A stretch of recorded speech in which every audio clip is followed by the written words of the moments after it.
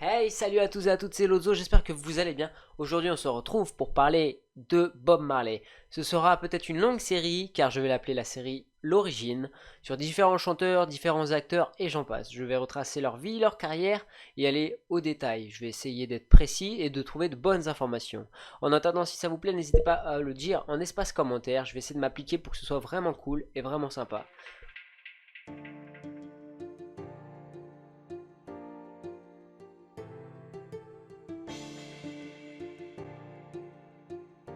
Bob Marley, de son vrai prénom Robert Nesta Marley, est né le 6 février 1945, plus précisément dans la petite ville de Roden Hals près de Nine Mills. Voici quelques photos qui vous situent où était la maison de Bob Marley. Sa mère, Cedella Booker, afro-caribéenne, conjointe de son père, Norval Sinclair Marley.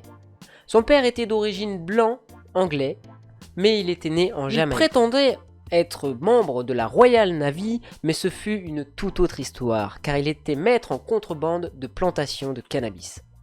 Bob Marley aura malheureusement très peu connu son père, car il était beaucoup en voyage. Cependant, son père aura toujours été proche de sa famille en envoyant de l'argent. Il serait d'origine juive syrienne par rapport aux grands-parents qui auraient quitté l'Angleterre pour venir s'installer en Jamaïque. Suite de ça, l'adolescence de Bob Marley va être assez compliquée. Il va vouloir quitter sa petite misère de campagne pour retrouver refuge au ghetto de Trenton à Kingston.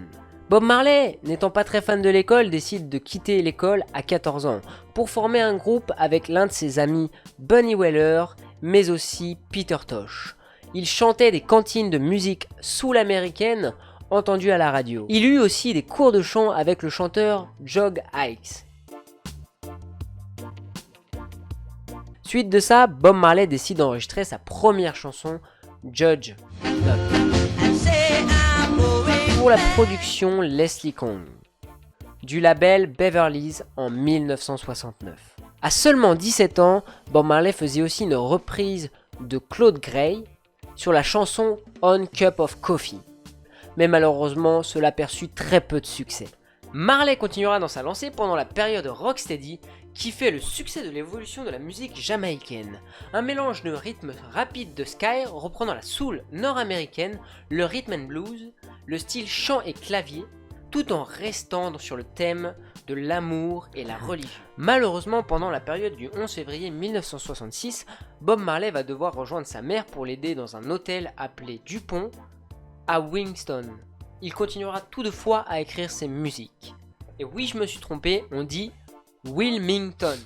Cependant, Bob Marley, très attaché à ses racines, retournera dans sa petite île pendant l'été de 1966, voulant plus s'impliquer au mouvement Rastafari et retrouver ses amis Peter et Bunny pour reformer le label One and Soul pour sortir leur première chanson Bend Down Low, mais le groupe se terminera malheureusement car ils connaissent très peu de succès. Bob Marley ne rencontrera pas un franc succès. Ses disques se vendront très peu et avec une femme, Rita, et ses deux enfants, Cedella et Ziggy, vivre en ville avec peu de revenus est impossible pour eux. Il décidera donc de retourner dans leur petite ville natale en 1967 et continuera avec 45 tours pour sa petite marque Wild & Soul. Comme les futurs classiques Hypocrite et Nice Time qui sortent sous le nom du groupe The Wailers. Rita, Bob Marley et Peter Tosh rencontreront le chanteur en 1968 Johnny Nash, avec son manager Danny Smith qui voulait implanter le style rocksteady aux États-Unis. Pour signer un contrat international avec le disque et édition Jad, Johnny Nash rencontre un succès avec le style rocksteady, mais l'album The Wailers, financé par Jad, reçoit peu de succès. Mais Bob Marley travaillera très dur sur cet album pour leur produire pas mal de chansons. Mais en parallèle de ce travail, Bob décide de créer son morceau Rasta appelé Selassie is the Chapel en 1968.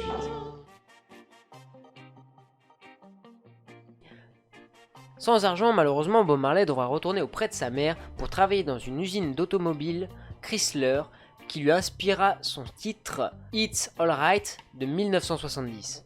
La femme et les enfants de Bob Marley décideront de le rejoindre aux États-Unis pour former le disque Tuff Kong et enregistrera une reprise de James Brown, Say It Slow. avec la participation des musiciens et des frères Carlington qui ne le quitteront plus.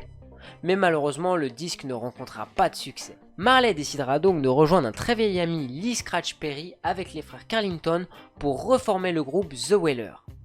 Lee Scratch Perry décidera donc de collaborer avec eux jusqu'en 1970. Cela donnera une nouvelle couleur au groupe The Wailers. Lee permettra à Bob Marley d'enregistrer des chefs-d'œuvre comme Duppy Conqueror ou encore Sun is Shining. Il réunira certains de ses 45 tours sur l'album Soul Rebel qui sortira en Angleterre en 1963. Malheureusement, en ayant recréé le groupe The Wailers, ils connaîtront très peu de succès. Ils graveront une dizaine de disques avec l'équipe des musiciens de Leslie Kong. Un peu plus tard, leur manager Leslie Kong décédera d'une crise cardiaque. Le trio touchera très peu d'argent et continuera à alterner les autoproductions pour Tuff Kong et les séances financées par Lee pour la marque Upster. À la demande de Johnny Nash, qui recherche des compositions pour le film suédois Will Saganatro, je n'arrive pas à le dire, mais en français ça veut dire L'amour n'est pas un jeu, Bob Marley partira donc à Stockholm en 1971 pour écrire plusieurs morceaux. Entre-temps, le chanteur Nash décide d'aller à Londres pour signer avec les disques CBS et son plus grand succès sera I Can See Clearly Now. L'album de Nash sortira en 45 tours à Broadway en 1972. Marley décide donc de le rejoindre et étant toujours en contrat avec le manager de Nash, décide de produire d'autres titres. Bob Marley enchaînera quelques concerts avec les frères Carlington, mais encore très peu de succès pour Bob. Marley décide donc de contacter Chris Blackwell du label Trojan et Island Records qui avait déjà travaillé avec Leslie. Carrière, Bob Marley aura contribué à plus de 350 morceaux tout en étant choriste, mais certains morceaux sortiront bien après sa mort. Les deux premiers albums qui sont suivis de sa carrière, Catch and Fire et Burning, sortiront chez Island sur le groupe The Wailers. Malheureusement, après une tournée anglaise non payée, le groupe The Wailers va devoir gagner le cœur du public. Mais par la suite, Bunny Wailer quitta le groupe pour se faire remplacer par Joe Hayes. Il y aura aussi Peter Tosh qui quittera le groupe en 1973. Cela laissera Bob Marley à sa carrière solo et le groupe sera renommé Bob Marley et les Wailers. Son troisième album est le chef-d'œuvre Natty Dread qui sortira en 1974. Le groupe incorpora une note d'influence blues avec le guitariste Al Anderson et un autre guitariste soliste jamaïcain. Il s'en suivra d'un autre album appelé Life enregistré le 18 juillet 1975 à l'Isom de Londres. Suite de ça, il y aura son très célèbre album Rastaman Vibration sorti en 1976 qui sera le disque de Bob Marley et les Wailers le plus vendu de son vivant. En 1973, Bob Marley va faire la rencontre de Eric Clapton en Jamaïque. Ils vont reprendre l'année suivante I Shoot the Sheriff, présent sur l'album Burning, reprise qui sera le succès du reggae en Occident. Le Premier ministre jamaïcain Michael Manley, le 3 décembre 1976, décide d'organiser une musique en plein air gratuite. Bob Marley malheureusement ne soutenait pas trop le Premier ministre, mais il décida quand même de s'engager à ce concert. Une fusillade se déclenchera à son domicile par 6 hommes armés.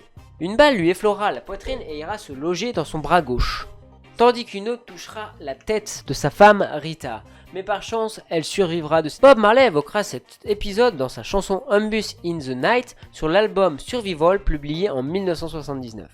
Bob Marley décidera toutefois de poursuivre son concert. Les journalistes intrigués par son investissement leur demanderont pourquoi veut-il tant jouer ce concert. Il répondra « Les gens qui tentent de rendre ce monde mauvais ne prennent jamais de jour de congé ». Se sentant en insécurité en Jamaïque, Bob Marley décidera donc de trouver refuge à Londres. Il enregistrera l'album à succès Exodus et Kyla avec Lee Scratch Perry, ainsi que le single Pucky Reggae Party. En 1977, Bob Marley jouant au foot va se faire une blessure au gros orteil. Cela l'obligera à annuler sa tournée et à devoir repousser toutes ses dates de concert.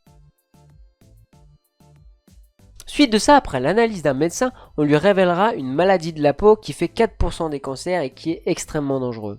Bob Marley and the Wailers enregistreront un autre album appelé Babylon and Bus qui sera enregistré au Pavillon de Paris à la Porte de Pantin 1978. À la suite de tous ces événements, Bob Marley ouvrira son studio où il enregistrera l'album Survival.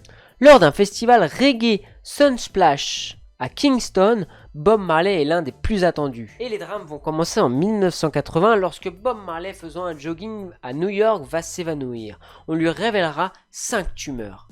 Il décidera de garder ça secret et n'en parlera pas à sa famille et à ses proches. Il continuera ses concerts ainsi que celui de Bourget à Seine-Saint-Denis en France le 3 juillet 1990, qui rassemblera plus de 50 000 personnes.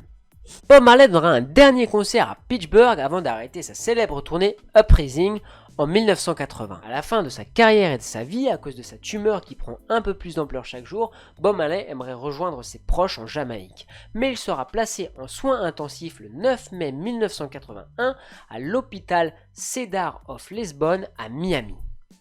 Malheureusement, il décédera le 11 mai 1981. Il sera enterré le 21 mai dans sa paroisse de naissance.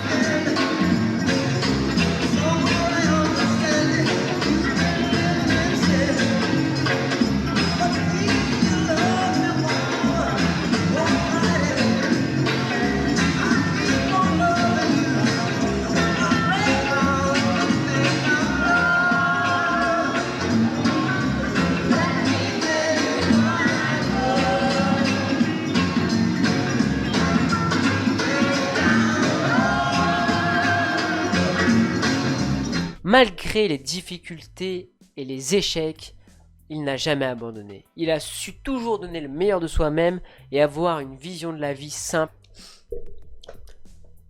Nous avons la chance d'avoir eu un artiste complet qui a su donner cœur et âme à sa passion de la musique reggae. En attendant, si cette vidéo vous a plu, n'hésitez pas à le dire en commentaire. J'ai espéré pouvoir vous donner des informations sur votre chanteur préféré et n'hésitez pas à dire si vous avez d'autres chanteurs ou artistes pour que je fasse une prochaine vidéo sur l'origine. Ce fut une capsule, un petit micro-test, donc si ça vous a plu, ça me fait plaisir. En attendant, à bientôt, prenez soin de vous, restez...